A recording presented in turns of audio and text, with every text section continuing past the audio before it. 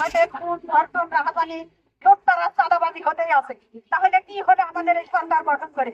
আমরা চাই এই সরকার যদি এই সমস্ত বিষয়ে যদি সুনির্দিষ্ট দৃষ্টান্তমূলক বিচার করতে না পারে, অবিলম্বে উনি ক্ষমতা হস্তান্তর করুক। তা না হলে উনার মতন সরকার থেকে যে আমাদের 5 বছর 4 বছরের শিশু যখন নিরাপত্তা না, দেশের 95 বছরের মহিলা পর্যন্ত গণধর্ষণ হয়, দেশে দেশের সরকার কোথায় মুখ লুকাবে সে নিজেই ভেবে দেখো। জুলাই সনদ বাস্তবায়ন দিতে চায় না, অস্বীকার করে।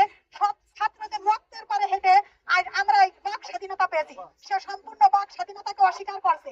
এবং আমরা দেখতে পাচ্ছি গত মনে হয় 2 সপ্তাহের ভিতরে 3টা ধর্ষণ হলো। এই 9টা ধর্ষণ হলে 9টা ধর্ষণের কেন শাস্তি হচ্ছে না? সরকার কোন দেশের পানি করে খেয়েছে? আমরা সরকারের কাছে জবাবদিহিত চাই। ধর্ষণ রাষ্ট্র লোক সেটা আমাদের দুঃখের বিষয় না, বিষয় বাস্তবায়ন করা হোক। ধর্ষণ করবে বাইতুল মুকাররম জাতীয় মসজিদের সামনে নিয়ে আসে সেই ধর্ষককে যেভাবে কোরবানির পশু জবাই করা হয়, ধর্ষকের বিচার করা হয়।